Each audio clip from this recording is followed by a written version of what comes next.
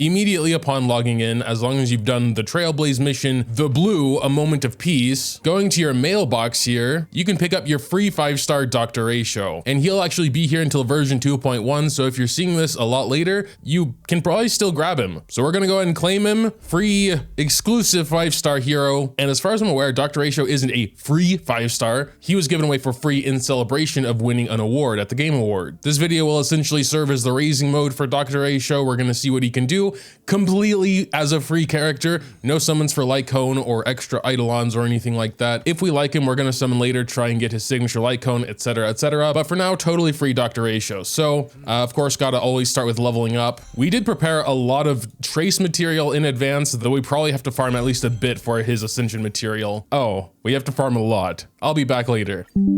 I farmed 65. I always forget exactly how many they need, but I guess we'll find that out right now. There's the second to last star, so I think we actually got more than necessary. That's nothing new though. Oh no, exactly. He needs 65. I was just kind of going on gut. So this will be slightly different than my usual raising modes because I'm not necessarily going to stop at level 6 for talents. I feel like at least level 8 is easily achievable, and I'm trying to show off a finished free Dr. Aisho, you know? Because I'm not even sure at this very second if there's going to be a god mode. But yeah, let's do a little talent overview. We got his basic attack here. Pretty regular basic attack. If I recall correctly, he is a bit of a follow-up attacker as well. His skill is actually the same as his basic, just a bigger multiplier there, though his talent here does rely on using the skill. At base, he has a 40% chance of doing a follow-up attack after doing skill with his talent here, and that is a much bigger multiplier of 135 versus the 75 on his skill. The chance of doing a follow-up does increase 20% per debuff the enemy has, so if the enemy has 3 debuffs, guaranteed to do a follow-up attack after doing skill. So most likely will be pretty important to have some sort of debuffers in your team. Could be Def Downs, could be Topaz and Numby's Proof of Debt. This is one thing I kind of mentioned when I first saw him in the special program, like they could be pretty decent partners. But yeah, talent, essentially just a follow-up attack there. And then his ultimate, another single target attack. Everything he does is single target. It does have the biggest multiplier so far and attaches Wise Man's Folly to the enemy, which basically guarantees he will do a follow-up attack. That is basically to say they're all pretty important.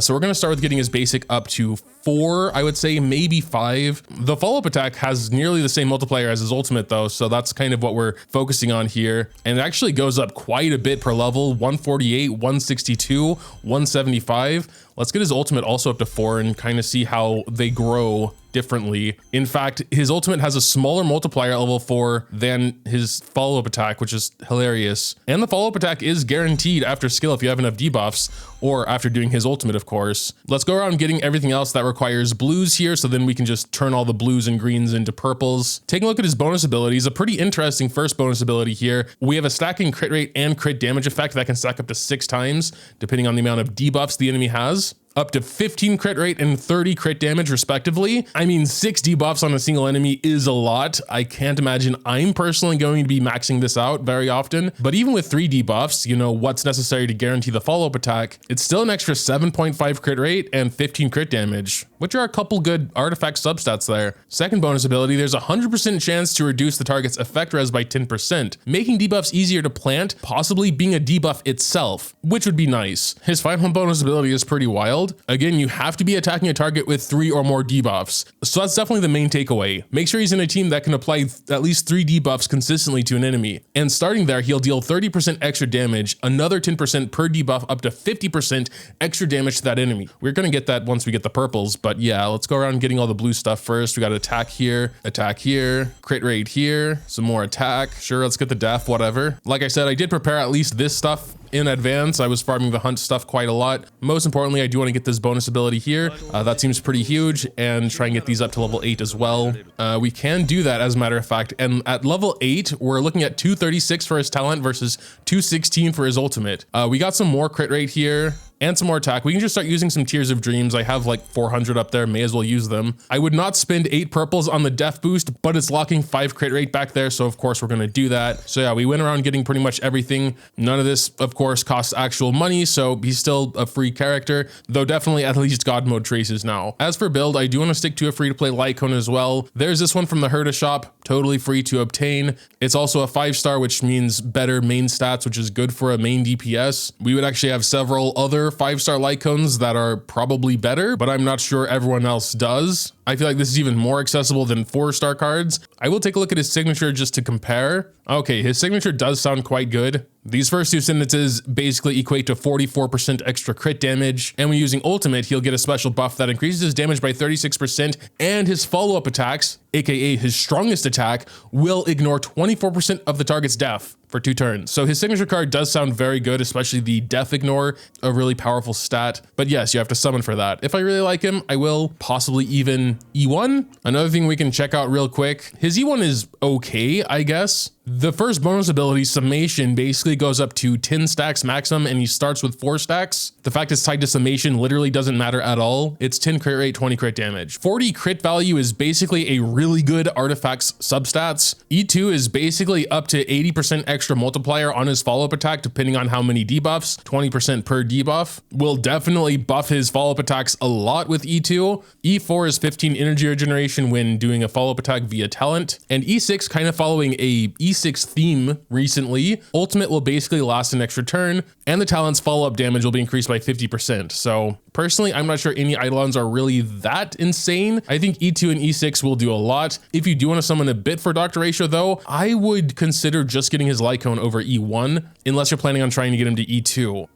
As for Relics, I think there are 2 pretty good sets for him. We have this follow-up set here, which I would assume is his best. I mean, as we saw, his biggest multiplier is on follow-up attack, though I'm not sure about the 4-piece set. It feels like it would take a long time to actually get all 8 stacks, and then like the next follow-up attack removes those 8 stacks. But 2-piece plus 2-piece like Imaginary would probably be good. Unlike the Imaginary set, I actually did farm this one quite a lot. Yeah, I really don't have any very good pieces here, unfortunately. So let's take a look at the Imaginary set first. We do have some speed boots, which actually don't look horrible. We have crit rate and break effect there. No crit damage bodies, which we definitely want. He gets a lot of crit rate actually, so I don't feel like we'll need that much crit rate in general. Other than that, we're gonna mainly be building him like a standard DPS. Let's see how these roll to start. Got 1 crit rate roll, a ton of effect res, so that was really unfortunate. We have 2 more levels to go here, and we got some more break effect. I mean, I guess I would like to take Ruan May just because she's so amazing, but I'm not sure she's gonna really fit in a Dr. Ratio team. We'd need to poke around and see which characters can provide a lot of debuffs. We'll take these for now. I mean, we do have a solid looking hands here, depending on how it rolls. Effect res, last stat. It's not a useless stat, I guess. Not the thing I would typically want for a DPS. And then we got an HP roll there, and then an effect res roll. Star Rail artifacts in a nutshell. We got some more effect res roll. I don't know why I'm even continuing on with it. I just feel like I may as well at this point. And now we're out of items. Should actually just throw this one back into itself.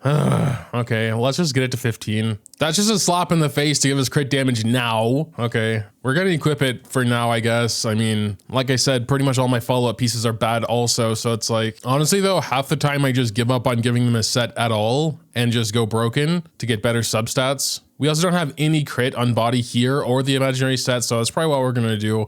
I don't really feel like using a resin for it. He doesn't seem all that skill hungry, so I think, you know, giving him a little bit more speed wouldn't be bad. Obviously, I do want to get him to at least 134 for the Memory of Chaos cycle stuff. All of my bodies are so bad. This is my best one with 5 speed and 5 crit rate. Yeah, we might give him 2-piece hacker space just for some extra speed. I'm going to steal that from Argenti for now. I really do like Argenti actually, but he won't be in this team, obviously. I'll just hope I remember to give it back to him. I farm a ton of hacker space just because it's so versatile, especially its 2-piece set. I think I'll just steal this from Argenti as well with the 22 crit damage. It's not even good, but I already stole 1 piece from him, so I just know he's unusable currently. And we barely have enough speed anyway at 139. We do have 46 crit rate, which is actually horrible. I hope we can get some crit rate substats. Oh, and that is taking the Lycone into consideration already. I'm not going to rely heavily on the other 16% crit rate we get from this card, but we will keep it in mind. But we should have roughly 10% from his bonus ability. I think a really good set would be Inert Salsado because he does a lot of damage with ultimate and follow-up attacks, and we get an extra 8% crit rate. So I definitely want to go Inert Salsado. We have quite a few of those to choose from. Again, might just steal from Argenti. This one actually is pretty decent. And then of course, Imaginary damage here. We do have one on Yukong. I don't really use Yukong very often. Has some speed and crit damage. I think I'm just going to take Yukong and get it to 15 and hope it rolls into one of the good stats. Star Rail relics feel somehow even worse than Genshin's. Ooh, okay, we got a crit damage roll. Actually, the best thing that could have happened. So crit ratio, we're at 64 to 171. Considering we will get a pretty much guaranteed 7.5 crit rate, we're over 70%. Sometimes we'll have even more than that 7.5 crit rate. His attack is okay at 2600, I guess. Maybe a tad low. My Imbibitor has 28. I mean, it's not that much more. Oh, I almost forgot about Silverwolf. She can do so many debuffs. She's not really a free-to-play character. She's also unexclusive. She's already had 2 banners though, so I imagine at least a decent chunk of people have her. I'm really not sure there's a replacement for her in this case though. She alone, I think, can supply enough debuffs. Def down on ultimate, the 3 different types of bugs. The res down, I'm pretty sure, also counts as a debuff. Then we could just like throw Topaz and Numby in there. I honestly haven't raised that many 4 stars. E4 Pella can do at least 2 debuffs, Def down and Ice res down. This Nihility Light Cone Glance Back on its own can provide a debuff in Snare, but I'm thinking Silverwolf by herself might just be enough debuffs. So yeah, for the past hour, I've been thinking about teams. It's honestly really hard. Again, I do think Silverwolf's going to be an insanely good support for him just because of how many debuffs and because everything else she's doing. Lots of def down, weakness application, res down as well. I would like to try Topaz and Numby. Again, I know probably a lot of people don't have her, but at the end of the day, she's only going to boost Dr. Ratio a bit. And then again, for our defender, I don't think this matters too much. We're going to go Fuxuan, could be Lacha or Huahua. I think the only really important one here is Silverwolf. If anyone has any idea about who could replace Silverwolf in this position, please leave it in the comments below. I think we're going to start with something light like floor 12 of Memory of Chaos here. I've yet to 3-star floor 12, couldn't do it in enough cycles. We are going to go Lacha instead of Fuxuan because of the weakness, I guess, there. Though I know Kafka does so much damage so fast, so I'm a little bit worried. So let's get all the technique points. I'm pretty sure we can do everything here. Oh yeah, we got like the taunt, and then we can end it with Silverwolf. I guess we're going to focus on the horse. I mean, that's who we're going to debuff primarily here. Okay, just after Silverwolf's attack, dude already has 4 debuffs. Oh, and also Topaz and Numby's signature card applies Tame. We are starting Dr. Ratio's attack with 5 debuffs, which is really good. We're going to do a skill. This will be a guaranteed follow-up attack. Okay. Not a lot of damage at all, though. We haven't really ramped up all the debuffs we're going to give to him yet, so let's hold our horses here. Let's go ahead and def break the horse. All right, let's try this again. Is he not critically? Okay, well, there was a 45k follow-up attack. That was actually pretty good. Let's try his ultimate here. For almost 30k. Yeah, the horse has 10 debuffs currently on him now, so we're definitely maxing out the crit rate, crit damage, bonus ability. Oh, it seems like when anyone attacks the horse, he will come in for a follow-up attack. Okay, yeah, I mean, we're getting like 45k follow-up attacks, which is more than Topaz and Numby generally, but I think Topaz and Numby attacks a little bit more often. But yeah, we're gonna start applying debuffs to this guy now. Thankfully, we got a fire, which was good. I'm not sure this will work out purely for cycle reasons. We might try a buffer instead of Topaz and Numby. Yeah, we got a bit of a bigger attack there at 56k than Topaz and Numby for a 45. Actually getting the debuffs on the enemy is way less of a problem than I thought it would be. I think we're gonna try and get rid of Kafka first. Actually, I mean, this is a very single target team, so you kind of have to decide who you're going for first, which means getting proof of dead on her as well. So unfortunately, now we don't have a skill point to do his skill, which is a little sad. And now he's dominated. Oh my God, they're going insane. Kafka is broken at least. Finally, he's not dominated anymore. Yeah, they killed Lacha. Oh my God. See, that's what I'm talking about. Like, these enemies can do so much damage. Maybe we had bad luck. We'll try again. I'm actually not too disappointed in his damage so far. It is less than I'm used to, but he's also attacking more often, very much like Topaz and Numby.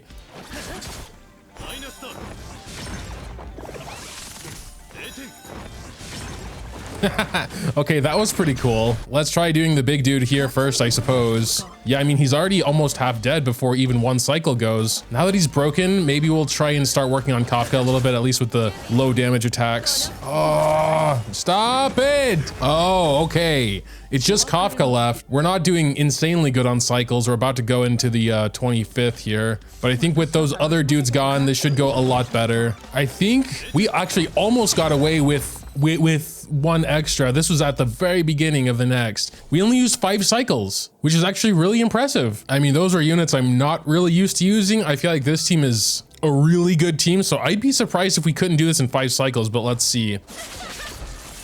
Yeah, I mean, Jingliu, of course, does do a lot more damage, but she's also like getting supported quite a lot with Ranmei and Pella in particular. That first wave, I think, only took 1 full cycle, so now we have the bug with its 2 phases. Also, Ranmei is just crazy for the break efficiency. I already did a Ranmei showcase, so I'm not going to talk too much about it anymore, but even so. She's just so good. I feel like any team becomes instantly like OP just with her in the team, which is kind of why I didn't want to put her in the Dr. Ratio team. This one's actually looking pretty close. We're on the 22nd cycle currently, and we just got into the second phase. This is going to be close. This should be a pretty good attack though. Unfortunately, the cycle change exploded before the bugs did, so it just went randomly. We got to do it this cycle. He only has 19% HP left, so a couple good Jingliu attacks should do it, but we need a skill here. Okay, 0%. I think we got it. It was very close though. So we did have one cycle to spare, but hey, we 3-starred floor 12. I'm really happy about that. And we did it using Dr. Ratio, a completely free Dr. Ratio. And yes, I know again, the team wasn't exactly free, but what am I supposed to do? It is floor 12 after all. I do still kind of want to try him with Ruan Mei though, maybe instead of Topaz and Numby, because I feel like more people will probably have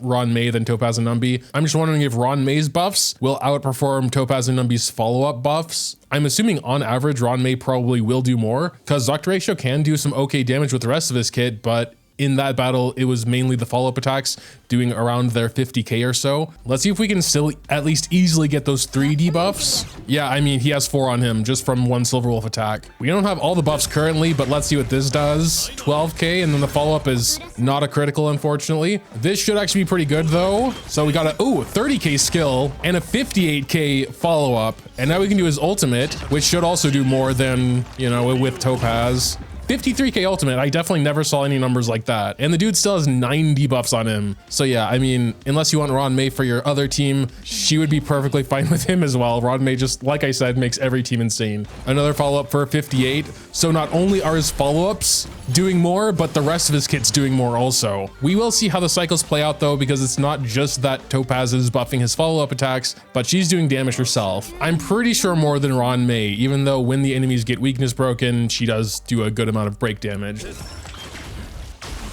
86? Okay, wait, but his follow-up just hit 70. The 86 was because of the break damage from Ruan Mei, but the follow-up attack I'm pretty sure was just him. Now we can do his ultimate for a 64. His ultimate was never doing anywhere close to 64 with Topaz. Another follow-up. Okay, now it's back to the default 58. I'm not sure. He probably still had Ruan Mei's ultimate buff. So we have Kafka alone again. It actually is going a bit faster, I think. We're gonna enter the 26th cycle somewhat soon here. Actually, I'm not sure. This might not even be faster. No, we're not gonna be able to get away with 4 cycles. Okay, so even though he himself is a lot more impressive with Ruan Mei in the team, we didn't save any cycles. Granted, we still did do it in less actions because Kafka died at the cycle reset thing.